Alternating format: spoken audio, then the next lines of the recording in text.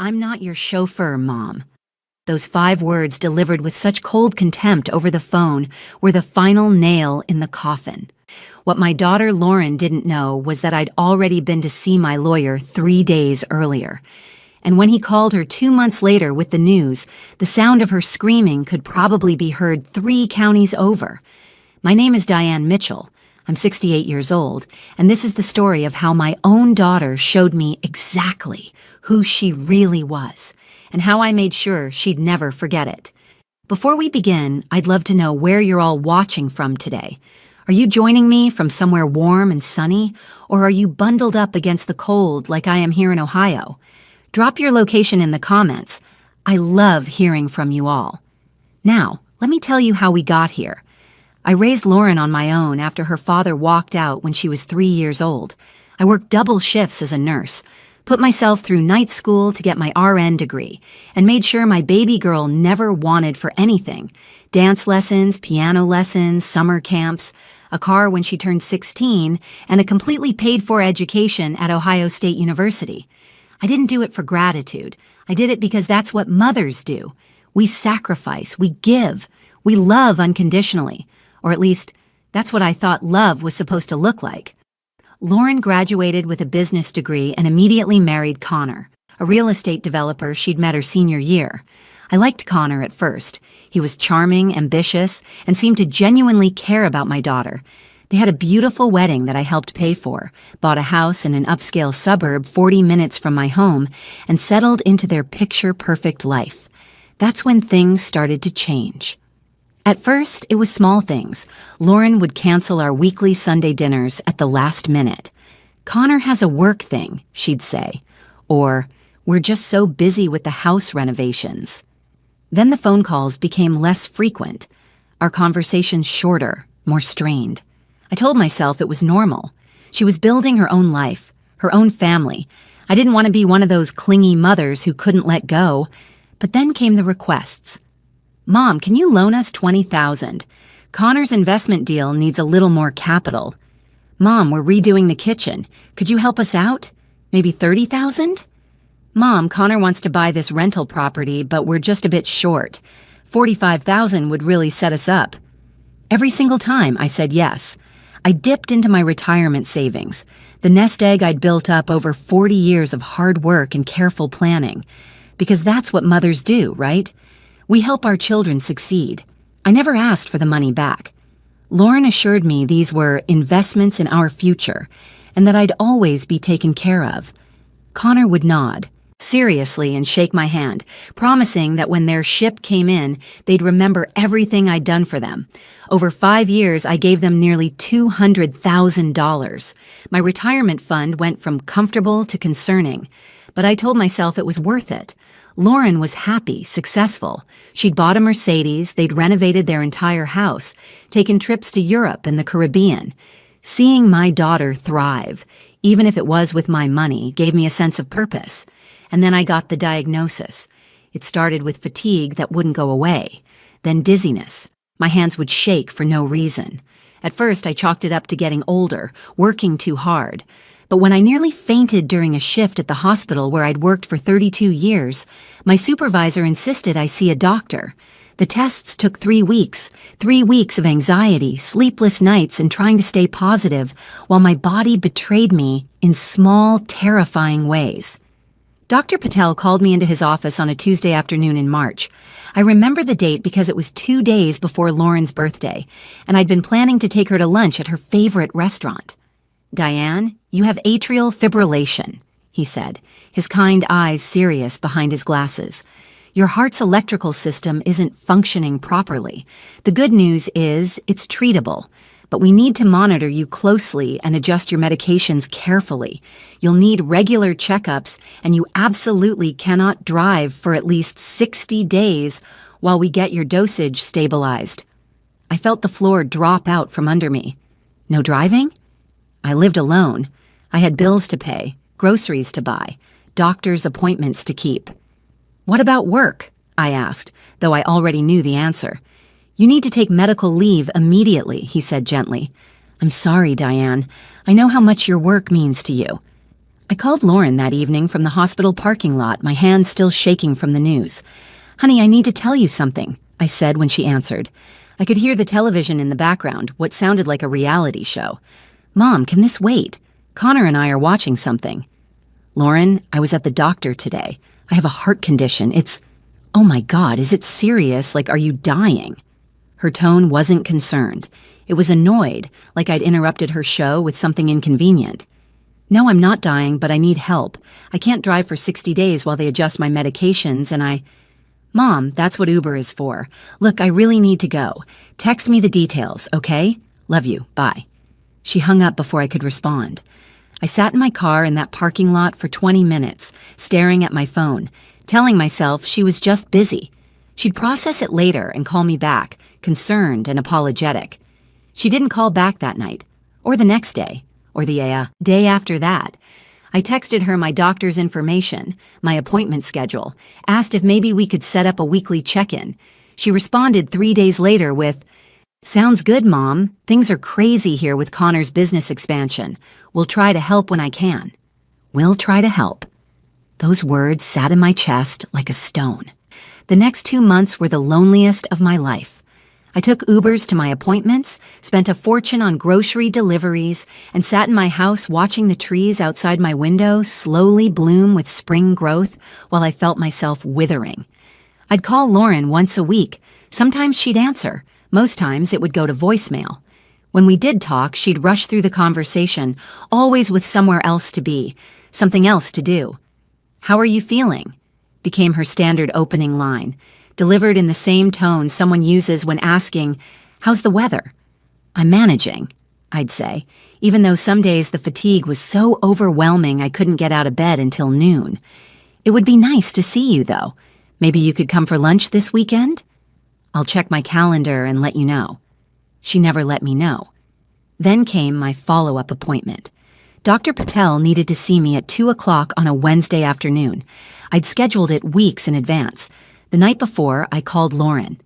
"Honey, I have my important appointment tomorrow, the one that determines if my medication is working. Could you possibly drive me? It's at 2 and—" "Mom, Connor has a property showing at 3. I need to be there." "It's just an hour. We'd be done by 3:15 at the latest." "You know what Ubers are, right? You're not helpless, Mom. I can't just drop everything every time you need something." Every time I needed something.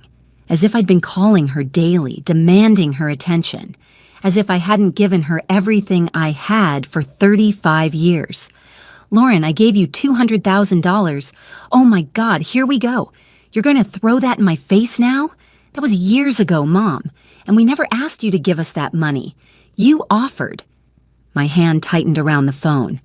I never asked for it back. I just thought, "You thought what? That I owed you? That's really manipulative, Mom. Connor says you've always been guilt-trippy like this," Connor says. When had my daughter started using her husband's opinions as weapons against me? "I'm not trying to manipulate you," I said, forcing my voice to stay calm even though my heart, my damaged, struggling heart, was racing. "I just need help. I'm your mother. And I'm busy. Look, I have to go. Use Uber." She hung up. I sat there in my quiet house, the phone still pressed to my ear, listening to the dead silence on the other end. Something inside me cracked open then, something that had been slowly breaking for months, but had somehow held together through sheer force of maternal will. This was my daughter, my only child, the little girl I'd rocked through nightmares, cheered for at soccer games, held when boys broke her heart, celebrated with at her college graduation. And she couldn't be bothered to drive me to a doctor's appointment that would determine if my heart was stable enough for me to live a normal life. That night, I didn't sleep. I lay in bed staring at the ceiling, replaying every interaction with Lauren over the past 5 years.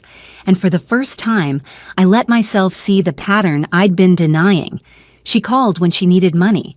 She visited when it was convenient. She remembered me on birthdays and holidays with expensive gifts that Connor had probably picked out, accompanied by cards with generic messages that could have been written to anyone. But when I needed her, when I was scared and alone and facing a medical crisis, I was an inconvenience, a burden. someone to be handled with the minimum acceptable effort. At 3 in the morning, I got up and went to my desk. I pulled out the folder I kept with all my important documents. My will was on top, a simple document I'd drawn up 10 years ago that left everything to Lauren. My house, my remaining retirement funds, my life insurance policy, everything. It wasn't a fortune. After giving her so much money over the years, maybe $350,000 total when you added it all up. But it was mine. I'd earned it. And suddenly, I knew exactly what I needed to do. The next morning, I called Robert Chen. No, wait. I called Robert Morrison, my lawyer who'd handled my affairs for years. I explained the situation. He listened without interrupting, his silence on the other end of the line somehow comforting. "Diane," he said when I finished, "I want you to think very carefully about this. Estate decisions made in moments of anger can have lasting consequences." "Robert, this isn't anger, this is clarity. I want to change my will. Today." "Are you sure?"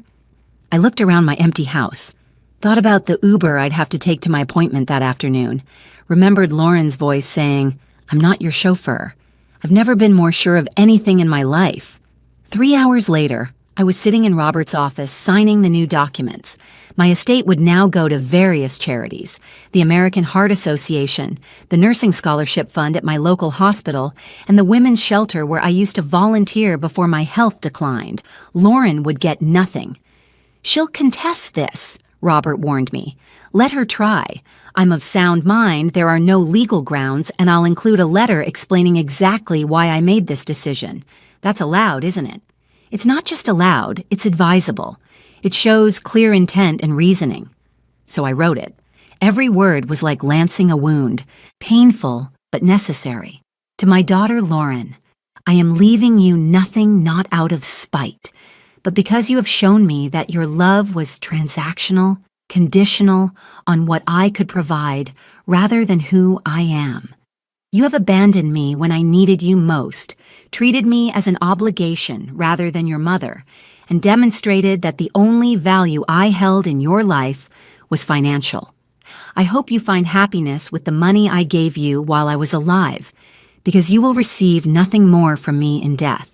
Perhaps someday you'll understand what you lost, not money, but the relationship with the woman who loved you more than life itself. Your mother, Diane Mitchell." I signed the will. Robert's secretary witnessed it, and it was done. That was 3 days before the phone call that started this whole story. The appointment went fine. My medication was working. My heart rate was stable. Dr. Patel said I could start driving again in 2 weeks. I took an Uber home, feeling oddly lighter despite everything. I didn't tell Lauren about the will change. I saw no point. Maybe she'd never need to know. Maybe someday we'd repair our relationship and I'd change it back. But deep down, I knew that was unlikely. 3 days later, my phone rang while I was making lunch. Lauren's name flashed on the screen. I almost didn't answer. "Hello?" "Mom, I need you to watch the house next weekend. Connor and I are going to Napa for a wine tasting event, and our house sitter canceled." Not "how are you?" Not "how was your appointment?" Just a request. "Lauren, I have plans next weekend," I lied. "Seriously? What plans could you possibly have?" The dismissiveness in her voice triggered something in me. All the hurt, all the loneliness, all the months of being treated like I didn't matter came flooding up. "That's really none of your business," I said coolly. "Wow. Okay, Mom, be like that." "Be like what, Lauren? Be like someone who has her own life? I thought you wanted me to be independent, to use Uber, to not drop everything for you. That's completely different." "How? How is it different?" There was a pause. Then, "Fine. Forget I asked." But I wasn't done. 2 months of biting my tongue, of making excuses for her, of trying to be the understanding mother had finally reached its limit. "Do you even know how my appointment went?" I asked quietly. "What appointment?" "The one you refused to drive me to, the important one, 3 days ago." Another pause. "Oh, right. How did it go?" The casual tone, the obvious forgetting. It was the final straw. "It went fine. My heart is stable. I can drive again soon, not that you cared enough to ask." "Mom, don't start with the guilt trip." I'm not guilt-tripping you, Lauren. I'm stating facts. I had a medical crisis, and you treated it like an inconvenience. I needed you, and you weren't there. Oh my God, one ride to the doctor, and you act like I abandoned you. It wasn't one ride. It was months of me being alone, scared, and struggling while you were too busy with your renovations and your trips and your perfect life that I helped pay for. There it is. I knew you'd throw the money in my face eventually. I'm not throwing it in your face. I'm reminding you that I gave you everything I had, and when I needed the smallest fraction of that back, you couldn't be bothered. The argument escalated. Lauren's voice got higher, more defensive. She accused me of being manipulative, controlling, unable to let her live her own life. I accused her of being selfish, ungrateful, and cold. Finally, she shouted, "You know what, Mom? I'm done. I'm done with your neediness, your guilt trips, your constant demands. I asked you for one ride. I'm not your chauffeur." The words hung in the air between us like poison. "You're right," I said, my voice suddenly calm. "You're not. You're my daughter. Or at least, you were." What's that supposed to mean?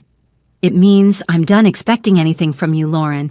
I'm done hoping you'll suddenly remember that I exist for reasons other than funding your lifestyle. I'm done. Fine. Be done.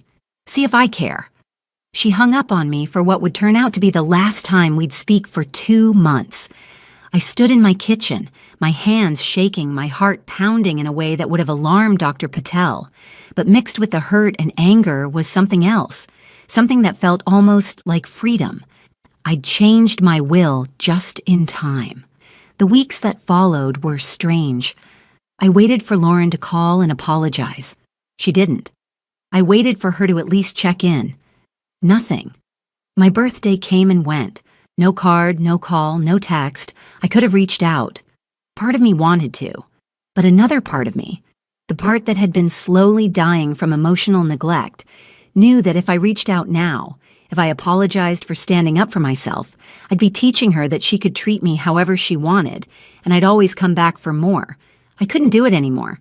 Instead, I focused on my health. My heart stabilized. I started driving again. I went back to work part-time.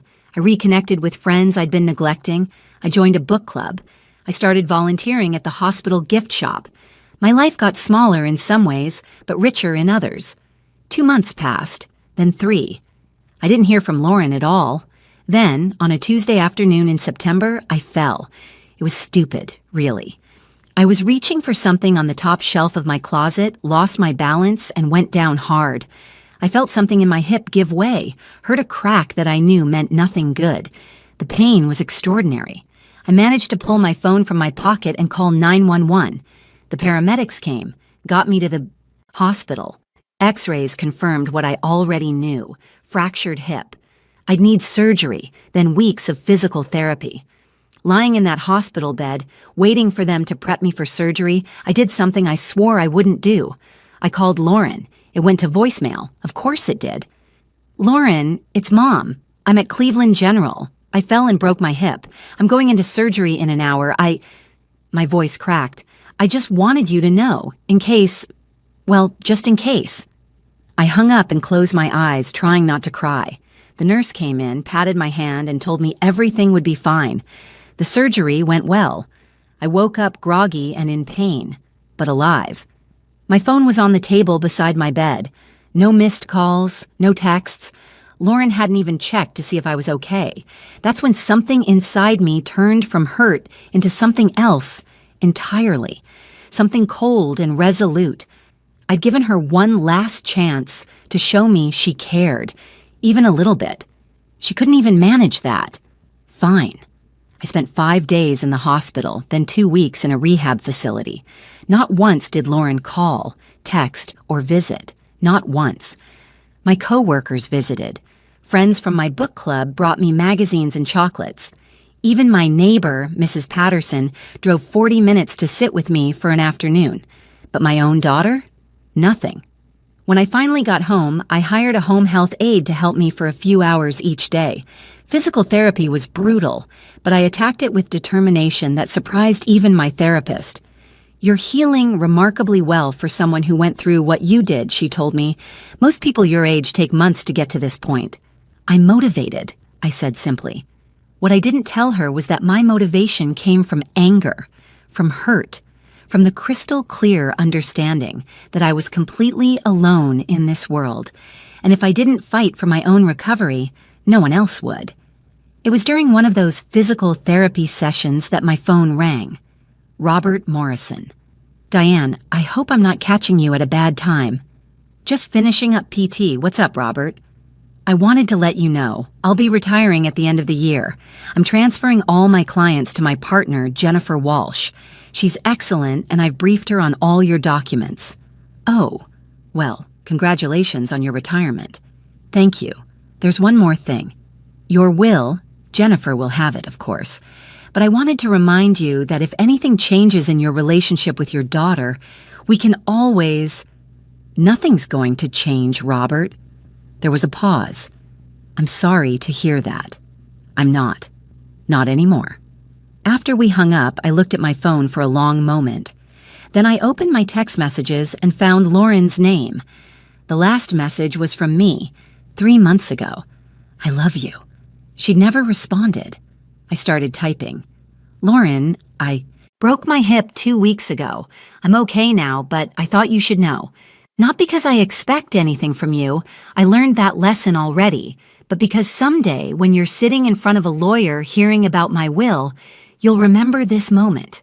You'll remember that I reached out one last time and you still couldn't be bothered to care. I hope whatever Connor's real estate deals bought you was worth it. I hope your trips to Napa and your renovated kitchen fill the empty space where your mother used to be. I hope you're happy. Goodbye, Lauren." I hit send before I could second-guess myself. This time, I didn't expect a response. And I didn't get one. Life moved forward. My hip healed. I returned to work full-time. The holidays came and went, my first Thanksgiving and Christmas without Lauren. They were quieter, lonelier in some ways. But they were also peaceful. I spent Thanksgiving with Mrs. Patterson and her family, Christmas with my coworkers at a potluck party, New Year's Eve watching movies by myself with hot chocolate and the good cookies I used to save for special occasions. I was okay. More than okay, actually. I was learning what it felt like to not constantly worry about someone who didn't worry about me at all. In February, I got a letter from Jennifer Walsh, Robert's replacement. She wanted to schedule an annual review of my estate documents. I made an appointment for the following week. Jennifer was sharp, professional, and had clearly read through my entire file. "Your will is very clear," she said, and Robert's notes indicate that this was a carefully considered decision, not made in haste or anger. That's correct. I just want to make sure. No changes needed? I thought about it. Really thought about it. Had any part of me been hoping Lauren would come around? That she'd show up one day, apologetic and changed? Maybe, in the beginning, but not anymore. "No changes," I said firmly. "All right then, everything's in order. I'll keep this on file and your designated executor knows where to find me when the time comes." When the time comes. Such a gentle way of saying, when you die. Thank you, Jennifer. As I drove home that afternoon, I felt a strange sense of completion. My affairs were in order. My life was mine again. Whatever happened next would happen, and I'd face it on my own terms.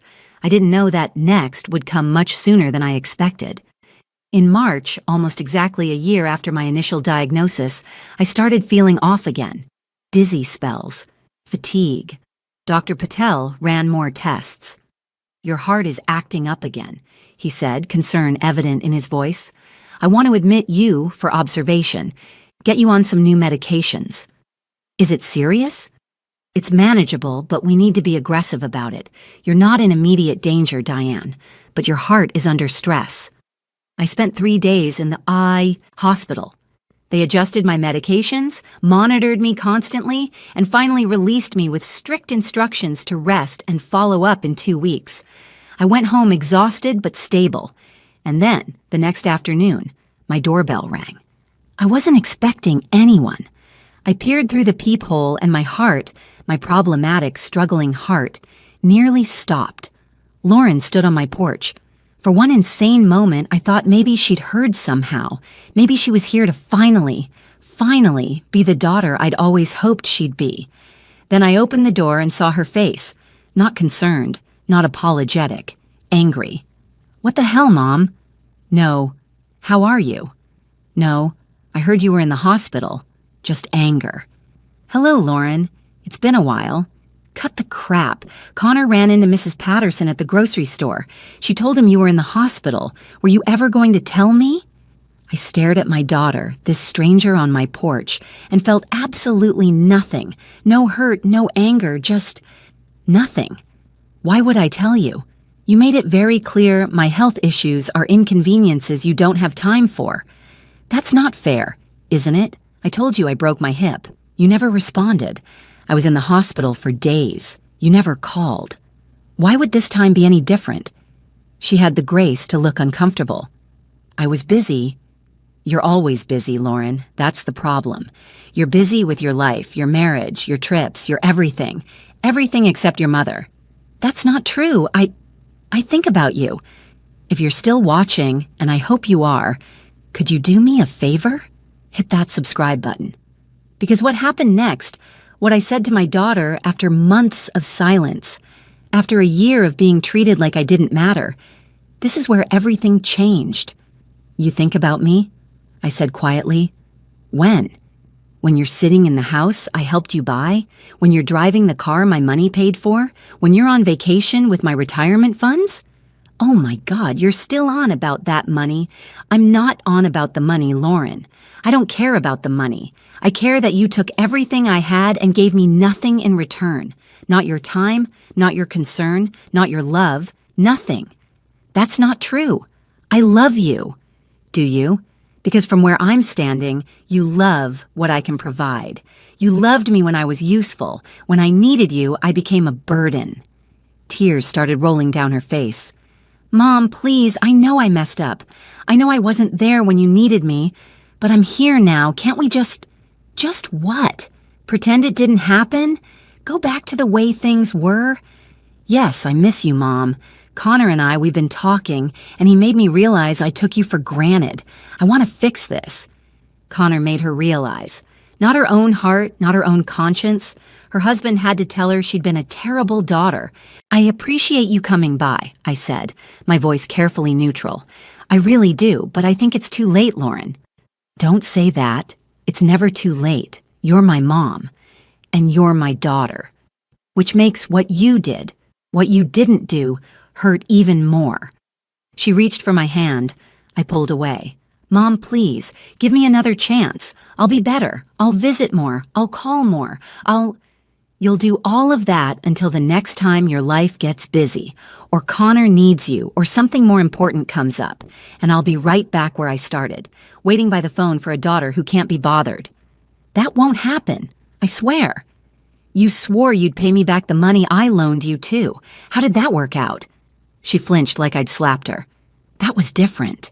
"It wasn't different. It was the same pattern over and over. You take from me and give nothing back. Not money, not time, not love. Nothing. I'm trying to make it right now. Because you heard I was in the hospital. Because Mrs. Patterson mentioned it and suddenly your conscience kicked in. Not because you genuinely cared enough to check on me yourself." The tears were flowing freely now.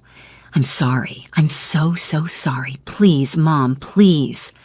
I looked at my daughter, really looked at her, saw the designer clothes, the expensive highlights in her hair, the diamond tennis bracelet on her wrist that I knew cost at least $5,000, all funded by my hard work, my sacrifice, and I felt nothing. "I forgive you, Lauren," I said softly. "I do, but forgiveness doesn't mean things go back to normal.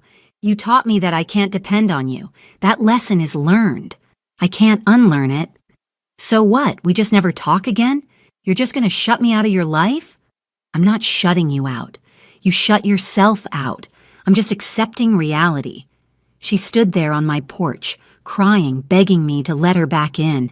And part of me, the mother part, the part that had loved her since before she was born, wanted to believe she really meant it this time. But the rest of me, the part that had learned to survive on my own, knew better. You should go, I said gently. We both need time to think. Think about what? Whether you can find it in your heart to forgive your own daughter? I already forgave you. I'm thinking about whether I can trust you, and right now, the answer is no. She left. I watched her walk to her Mercedes, watched her sit in the driver's seat for 5 minutes before finally driving away. I closed the door, went to my living room, and sat down heavily on my couch. My hands were shaking. My heart was racing.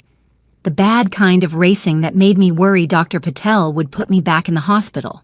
But underneath the physical symptoms was something else, something that felt like closure. I'd said what I needed to say. I'd stood my ground. For the first time in our relationship, I'd put my needs before her wants, and it felt right. 6 weeks later, I was doing much better. My medications were finally balanced. My energy was returning. I was even thinking about taking a trip, maybe to visit my cousin in Arizona, see the Grand Canyon like I'd always wanted to. I was at work finishing up my shift when my cell phone rang. Jennifer Walsh. Hi, Jennifer. What can I do for you? Diane, I need to inform you of something. I just received a call from your daughter's attorney. My stomach dropped. What? Apparently, your daughter has somehow learned about the changes to your will. Her lawyer is making preliminary inquiries about your mental competency and threatening to contest the will. I sat down slowly, my legs suddenly weak. How did she find out? Those documents are confidential. I don't know, but she knows, and she's not happy. A bitter laugh escaped me. I bet she's not. Diane, I need to ask, how is your relationship with your daughter currently? Non-existent. She came by 6 weeks ago, apologized, begged for another chance. I told her I couldn't trust her. We haven't spoken since.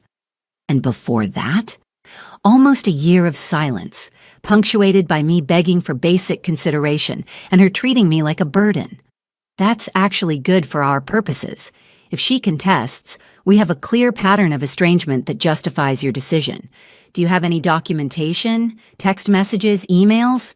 Dozens, including ones from when I was in the hospital with a broken hip and she never responded. Save everything. Forward it all to me. If she wants to fight this, we'll show the court exactly what kind of daughter she was. After I hung up, I sat there for a long moment processing. Lauren knew. She'd somehow found out I'd cut her out of my will, and her first response wasn't to try to repair our relationship. It was to lawyer up. That told me everything I needed to know. 3 days later, Lauren showed up at my house again. This time, Connor was with her. I almost didn't open the door, but something made me do it. Call it morbid curiosity. Call it a need for final closure. Mom, we need to talk, Lauren said, her voice tight and controlled. Hello, Lauren. Connor, what brings you by? You know exactly what brings us by, Connor said, his charming facade completely gone.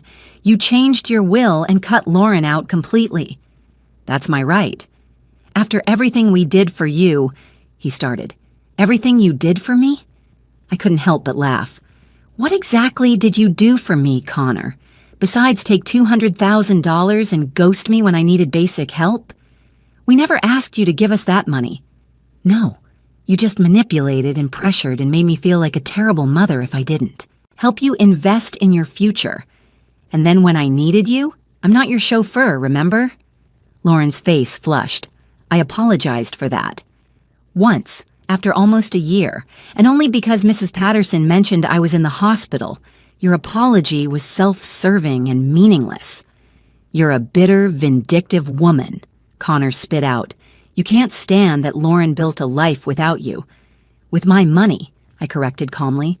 She built a life with my money while treating me like an ATM with an annoying personality attached. We're going to contest the will, Lauren said, her voice shaking. You can't do this. I'm your daughter. I'm your only child. Yes, you are, and you should have acted like it. A judge will see through this, Connor said. You're clearly not of sound mind. I'm perfectly sound of mind. I have documentation from multiple doctors confirming it. I also have documentation of every time I reached out to Lauren and was ignored, dismissed, or treated like a burden. Every text message, every voicemail, every unanswered call. Would you like to contest this in court? Because I promise you, a judge will be very interested in reading our text conversations from when I was lying in a hospital bed with a broken hip. Lauren's face went pale. You wouldn't try me. Take me to court, Lauren. Let's air everything out in front of a judge. Let's talk about the money I gave you that you never paid back. Let's talk about you refusing to drive me to a doctor's appointment while I was dealing with a heart condition. Let's talk about you telling me you're not my chauffeur and then not speaking to me for a year. I'm sure that will go great for you. They stood there, Connor's jaw working, Lauren's eyes filling with tears again. I did love you, I said quietly. I loved you more than anything in this world. I would have given you everything, and I did. But love requires some reciprocation, Lauren. It requires showing up, and you never did. So that's it? Lauren whispered. You're really going to die and leave me nothing? I'm going to die and leave my money to organizations that actually help people. The American Heart Association, because heart disease shouldn't be faced alone. The Nursing Scholarship Fund, because young women shouldn't have to work 3 jobs to get through school like I did. The Women's Shelter, because sometimes family is the last place you should turn. You're punishing me. I'm freeing myself from waiting for you to care. There's a difference. Connor grabbed Lauren's arm. Come on, we're wasting our time. Let her die alone and bitter. I won't be alone, I said. I have friends, co-workers, neighbors who've shown me more love in the past year than you have in 5. And I'm not bitter. I'm actually, finally, at peace. They left. Lauren looked back once, her face a mask of hurt and rage, and something else. Something that might have been regret, but came far too late. I closed the door for the final time. That was 4 months ago. I'm writing this from my home office, looking out at my garden where spring flowers are finally blooming. My heart is stable. My life is full. I'm planning that trip to Arizona for next month. Lauren never contested the will. Her lawyer probably advised her it would be expensive, public, and ultimately unsuccessful given the documentation I had. She hasn't contacted me since that day. Sometimes I wonder if I did the right thing, if I should have given her another chance, tried one more time to bridge the gap between us. But then I remember standing in that hospital parking lot calling my daughter to tell her I was scared and needed help. I remember her saying, I'm not your chauffeur, like driving her mother to a doctor was beneath her. I remember spending Christmas alone because she couldn't fit me into her schedule. I remember breaking my hip and waiting for a call that never came. And I know I made the right choice.